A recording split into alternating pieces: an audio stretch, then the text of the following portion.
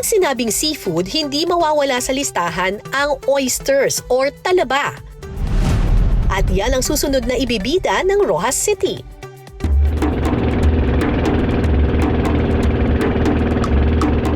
Isa sa mga may pinakamasarap na talaba ang probinsya ng Capiz, particular dito sa Roxas City. Alam ko yan, kasi bata pa lang ako, kumakain na talaga kami ng mga talaba dito sa Roxas. Ayan oh. Nako, ibang klase po talaga yung mga oyster o mga talaba dito sa Roxas City. Mapuputi, tsaka malalaki. Ay, nako talaga. Halika, Anay, manguha na tayo. Baka magtaob, ha? Ay, sos, man. Gano'ng katagal niyo po ito pinatubo dito? Ah, 1 taon na?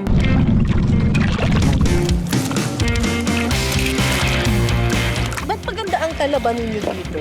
Labas-pasok yung tubig. High tide, papasok dito yung tubig. Oh. Pag low tide, palabas. Ano maganda yung mga ano? Pag gumagalaw ang tubig? Oo. Maliit.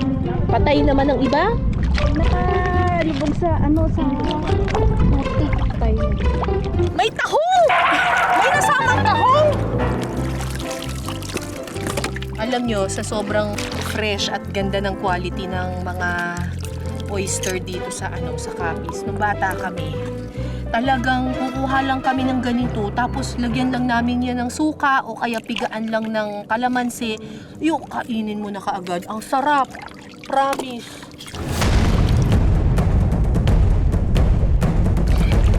Oh, tamo oh. Tingnan nyo yung mga talaba dito, oh. Puting-puti. Yung iba, di ba yung mga talaba dun sa mga ibang lugar, maliit lang yung laman na talaba doon sa loob ng shell. Tingnan mo to, ang liit ng shell, pero talagang punong-puno, oh. Punong-puno yung talaba, tapos puting-puti, oh. Wala kang suka dyan. Pwede na itong kainin, eh. Di ba pwede na ito kainin? Walang suka. Kahit walang Walang suka. suka. Di ba? Masarap to sa bahaw, ma'am. Masarap. Kaso lang, ay di kumain na pala ako ng breakfast. Tamo kahit maliit lang, oh meron, oh.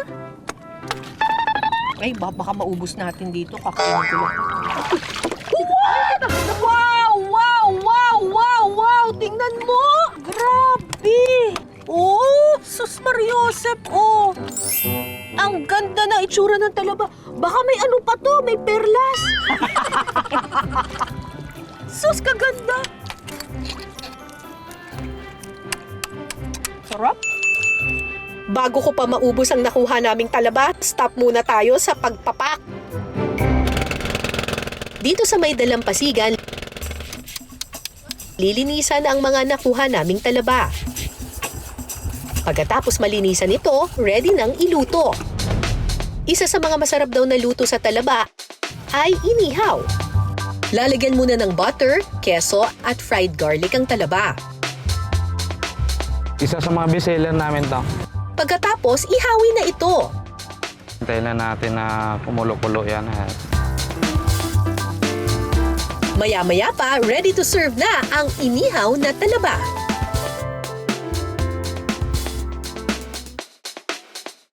Siyempre, yung pinakamalaki kukunin ko. Naku, napaka-famous ng Roxas City sa talaba. Grabe. Oh my gosh! Man natin ito, ha?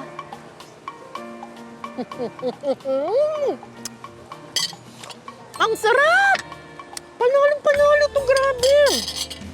Ibang level! Super sarap nung combination ng garlic, butter, at saka nung cheese. Pero, ang pinaka-the best talaga yung talaba. Napaka-creamy niya. Pagkagat mo sa kanya, parang may nagbo-burst na flavor. My God! Naku guys, kaya ko itong ubusin! Ibang level, ang sarap.